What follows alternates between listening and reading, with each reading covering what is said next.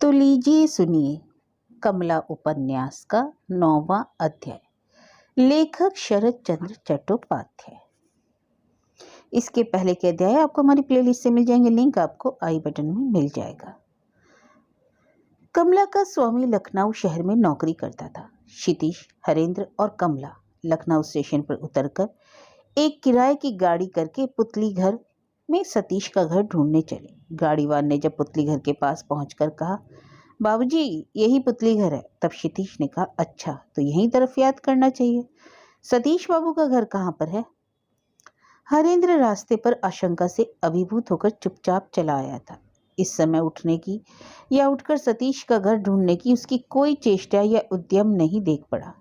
उसे केवल यही ख्याल हो रहा था कि सतीश ने अगर कमला को नहीं ग्रहण किया तो फिर उसको लेकर लौटकर कालीग्राम कैसे जाएगा। इससे तो यह कहीं अच्छा होता कि वह कमला को लेकर पहले ही घर चला जाता। सतीश के घर की ओर सब लोग जितना ही आगे बढ़ रहे थे उतना ही अधिक हरेंद्र का मुख सूखता जाता था। कमला का भी मुख एकदम डंठल से तोड़े गए पद्म पुष्प की तरह दारुण उद्वेग तथा व्याकुलता से मलिन होता जा रहा था। कितने दिन बाद आज स्वामी के साथ भेंट होगी। यह संभावना जितनी ही घनिष्ठ होती जा रही थी उतनी ही लज्जा, आनंद, आतंक और अनिश्चितता के भाव उसके हृदय में उमड़ रहे थे। उसकी छाती धड़क रही थी। रास्ते में एक बंगाली सज्जन चले जा रहे थे। क्षितिज ने गाड़ी की खिड़की के बाहर सिर निकाल कर पूछा, महाशय सतीश बाबू का घर आप जानते हैं क्या? उस आदमी ने कहा, कौन? सतीश राय? वह पोस्ट ऑफिस में काम करते हैं या बलेरियो कंपनी में? यहाँ तो 2 सतीश राय हैं। कमला के हृदय में भारी हलचल मच गई। क्षितिज ने कहा, जो बलेरियो कंपनी में काम करते हैं। उस आदमी ने कहा, उनका घर थोड़ी दूर पर है। वह जो पीले रंग का छोटा सा पक्का घर है उसी में सतीश बाबू रहते हैं। लेकिन आप जाकर क्या करेंगे? आजकल तो वहाँ कोई भी नहीं है। उनकी स्त्री बहुत बीमार है, इसी से कई दिन हुए वह गाँव चले गए हैं। क्षितिज ने कुछ हताश होकर और कुछ खुश होकर पूछा, तो घर में क्या कोई नहीं है? उत्तर मिला, नहीं, घर में ताला बंद है। सतीश बाबू की माँ सिर्फ यहाँ थी, सो भी सतीश बाबू के साथ गई हैं। बड़ी मुश्किल हुई, अब क्या किया जाए? क्षितिज ने गाड़ी के भीतर मुंह करके कहा।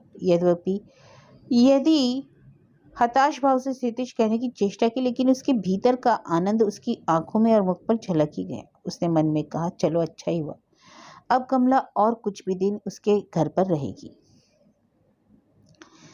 निकटवर्ती प्रत्याख्यान के भय से छुटकारा पाकर कमला को भी बहुत कुछ शांति मिली, किंतु यह सोचकर वह व्याकुल होने लगी कि स्वामी के पास लौटने में जितनी देर हो रही है उतनी ही उसकी जवाबदेही भारी होती जा रही है, उतना ही उसकी बात पर स्वामी का विश्वास करना भी कठिन होता जा रहा है।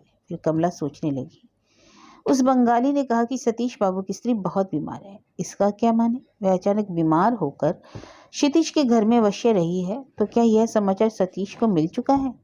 मगर यह समाचार सतीश ने कैसे पाया? वह पा ही कैसे सकते हैं? उसको गायब हुए 1 महीने से अधिक हुआ और यह खबर सतीश को अवश्य ही मिल गई होगी। इतने दिन से उसने स्वामी को कोई चिट्ठी नहीं लिखी। इतने दिन से वह पराए घर में है। उस घर में आश्रयदाता के घर की कोई स्त्री या आत्मीय स्वजन नहीं है। इन सब बातों का ख्याल करके इस समय कमला को भय मालूम पड़ने लगा। स्त्री की बीमारी बतलाकर गांव जाने का अर्थ क्या? और ब्याह करने की पेशबंदी तो नहीं है? इसका अभिप्राय कहीं इस घर में उसके घुसने का रास्ता सदा के लिए बंद करने देना तो नहीं? तब उसका तो सर्वनाश ही हो गया। अब वह कहाँ जाकर खड़ी होगी? क्षितिज जब हताश भाव से गाड़ी में की गद्दी में बैठकर कह उठा, बड़ी मुश्किल हुई, अब क्या किया जाए? तब कमला ने भय व्याकुल कातर दृष्टि से क्षितिज की ओर देखा। उसकी आंखों में आंसू भरे हुए थे। हरेंद्र भी दारुण दुश्चिंता में एकदम डूब गया। अगर वह सतीश के हाथ में कमला को सौंपकर बोझा उतरकर हल्का करके कलकत्ते लौट सकता तो उसकी चिंता बहुत कुछ घट जाती, किंतु अब कमला को साथ लेकर कलकत्ते लौटते उसे डर लग रहा था। वहां उसके और कमला के पिता दोनों उसका विचार करने के लिए सन्मुख होकर अपेक्षा कर रहे होंगे। हरेंद्र से अगर उसके पिता पूछेंगे कि उसने उन्हें या मैत्र महाशय को खबर क्यों नहीं दी, अथवा कमला के पिता का घर पास ही रहने पर भी उसे वहां ना ले जाकर दूर लखनऊ ले जाने की क्या जरूरत थी, तब वह क्या उत्तर देगा? उसे इसका कोई उत्तर ना सूझ पड़ने के कारण मन में भय और भी घना होता जा रहा था। जिससे हंसमुख और चंचल प्रकृति का हरेंद्र इस समय बहुत गंभीर दिखाई पड़ रहा था। और हरेंद्र के इस अटल गंभीर भाव को देखकर कमला के मन में भी भय का भाव अंकुरित हो रहा था। हरेंद्र और कमला को इस तरह निर्वाक निरुत्तर देखकर क्षितिज बोला, तो फिर कलकत्ते ही लौट चलना होगा। हरेंद्र ने लंबी सांस दबाकर कहा, इसके सिवा और उपाय ही क्या है। क्षितिज के हुक्म से फिर घोड़ा गाड़ी स्टेशन को लौट गई और उसके बाद की ही ट्रेन से तीनों जने फिर कलकत्ते को लौट चले। ट्रेन जिस समय पूरे वेग से चली जा रही थी, उस समय कमला और हरेंद्र दोनों ही अपने मन में एक ही बात सोच रहे थे। दोनों ही मना रहे थे कि गाड़ी अगर अचानक कहीं पर लड़कर चूर चूर हो जाए तो बहुत अच्छा हो। कमला को अपराधी की तरह संकुचित होकर स्वामी के सामने खड़े होकर कोई कैफियत न देनी पड़े, स्वामी के जवाब दे देने का या सौत के साथ रहने का तो दुख न सहना पड़े, और हरेंद्र को भी अपने बहुत कड़े मिजाज के पिता के सामने कैफियत देने से छुटकारा मिल जाए। केवल क्षितिज की अवस्था इन दोनों से भिन्न थी। उसके मन में जो आनंद उमड़ रहा था, उसकी झलक उसके मुख और आंखों में दिखाई दे रही थी। लखनऊ जाते समय जो उसके चेहरे पर उदासी छाई थी, वह अब न जाने कहाँ उड़ गई थी। क्षितिज वगैरह तीसरे पैर आकर कलकत्ते पहुंचे। क्षितिज ने किराए की टैक्सी बुलाकर कमला को उस पर सवार कराकर हरेंद्र से कहा, आओ बैठो। हरेंद्र ने सूखे हुए मुख से कहा, मैं इस समय तुम लोगों के साथ नहीं जा सकूंगा, मैं पहले सीधा अपने डेरे जाता हूँ। पिताजी और हरनाथ काका कहाँ हैं, इसका पता लगाकर शाम के बाद तुम लोगों से आकर मिलूंगा। कमला ने उत्सुक होकर व्यग्र स्वर में कहा, जहां तक हो सके जल्दी हुई आकर मिलना हरेंद्र दादा। अच्छा, हरेंद्र ने कहा। क्षितिज टैक्सी पर सवार हो गया। टैक्सी तेजी से चल दी। हरेंद्र और एक टैक्सी बुलाकर उस पर अपना बिस्तर और हैंडबैग रखकर अपने मेस को रवाना हुआ। हरेंद्र ने मेस में पहुंचकर नीचे से ही पुकारना शुरू कर दिया, खुदीराम, ओ खुदीराम। मेस की मेहरी ने आकर कहा, खुदीराम तो यहाँ नहीं बाबूजी। तो कहाँ गया, कहीं हवा खाने चल दिया क्या? हरेंद्र ने गुस्से से कहा। आपके गांव से बड़े बाबू आए थे, वही खुदीराम को अपने साथ ले गए, मेहरी ने कहा। हरेंद्र के मस्तक में खून बड़ी तेजी से चक्कर मारने लगा। उसने मुश्किल से अपने को संभाला, नहीं तो टैक्सी में ही शायद टक्कर खाकर गिर पड़ता। आप ही टैक्सी पर से सामान उतारा, फिर भाड़ा चुकाकर टैक्सी को विदा करने के बाद दोनों हाथों में बिस्तर और बैग लटकाकर खटखट करता हुआ ऊपर चढ़ गया। ऊपर अपनी कोठरी के दरवाजे पर पहुंचकर हरेंद्र ने जो देखा, उससे आश्चर्य और बढ़ गया। वह ठिठक कर खड़ा हो गया। कोठरी में उसके सामान का नाम निशान भी न था।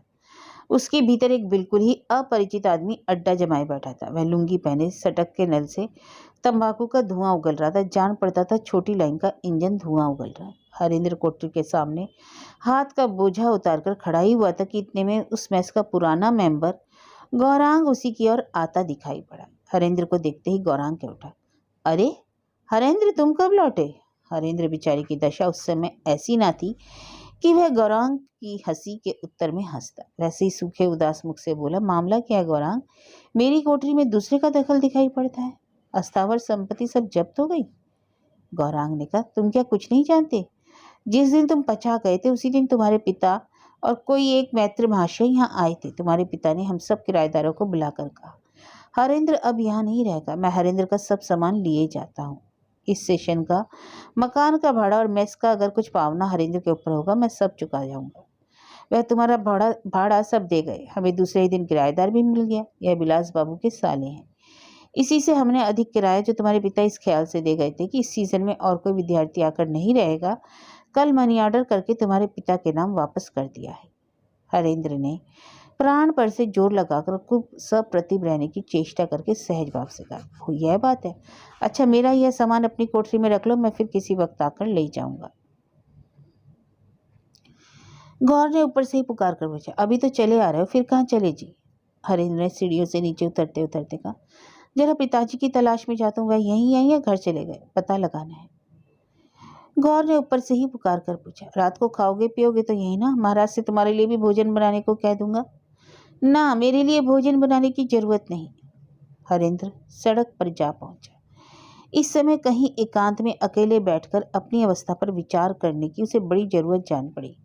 हरेंद्र सोचते सोचते चलते चलते वेलिंगटन स्क्वायर में जाकर उपस्थित हुआ। उसने बाग में घुसकर एक बेंच पर बैठकर सोचना शुरू किया। इस तरह एकाएक आकर उसे कुछ खबर दिए बिना ही उसके पिता ने उसका डेरा यहाँ से क्यों उठा दिया? उनका उद्देश्य क्या है? बहुत कुछ सोचने समझने पर भी पिता का उद्देश्य उसकी समझ में नहीं आया। केवल धुंधले रूप में वह यह समझ रहा था कि कमला के खो जाने के साथ कुछ न कुछ इसका संबंध है, किंतु कमला के खो जाने में उसका क्या अपराध है, इस बात का उत्तर वह लाख सिर खपाने पर भी नहीं सोच पाए।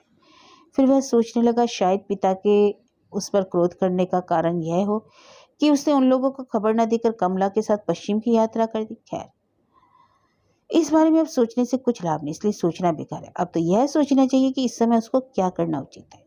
पिता से भेंट करके उनका अभियोग सुनकर कैफियत देखकर अपने को बेकसूर साबित करने में एक जो हीनता छिपी हुई है, उसका अपमान उसे असहनीय जान पड़ने लगा। बिना विचार किए उस निर्दोष को दंड देने के लिए उद्यत है। उसके विरुद्ध अभियोग, रोष और पिता के सामने असामी के रूप में विचार प्रार्थी होने के भय से तीनों भाव मिलकर चिंतित हरेंद्र के मन को अभिभूत आच्छन्न करने लगे। उसने जेब से मनी बैग निकाल कर देखा। उसके पास इस समय भी 51 रुपये 13.5 आने की पूंजी है। हाथ में हीरे की अंगूठी और जेब में सोने की घड़ी और चैन भी है। इतने में कुछ दिन तक निश्चिंत होकर वह अपना खर्च चला सकता है, तो फिर वह यह हीनता स्वीकार करने क्यों जाएगा। यह इरादा पक्का करके हरेंद्र उस बाग से निकला। वह स्टेट्समैन और बंगाली अखबार में दफ्तरों में जाकर सिचुएशंस वांटेड कॉलम में एक विज्ञापन छापने को दे आया। उसने तय कर लिया कि कोई ना कोई नौकरी इससे मिल ही जाएगी और वह परमुखापेक्षी ना रहेगा। हरेंद्र जब विज्ञापन देकर मन को हल्का, चिंता से मुक्त करके अपने वादे के अनुसार क्षितिज के घर कमला को उसके पिता की खबर देने जा रहा था, ठीक उसी समय कालीग्राम में काना का शशि मुखर्जी खूब खुशी के साथ पक्की लौकी के बीच जैसे बड़े बड़े दांत निकालकर हरनाथ मैत्र के सामने खड़े होकर कह रहा था, मैत्र महाशय, आज रात को मेरे घर में आप दया करके भोजन कीजिएगा। मैंने एक मनौती मानी थी, उसी के लिए माता काली के आगे 2 बकरों की बलि चढ़ाई है। मैं चाहता हूँ गांव के सभी इष्ट मित्र एकत्र होकर माता का महाप्रसाद पावे।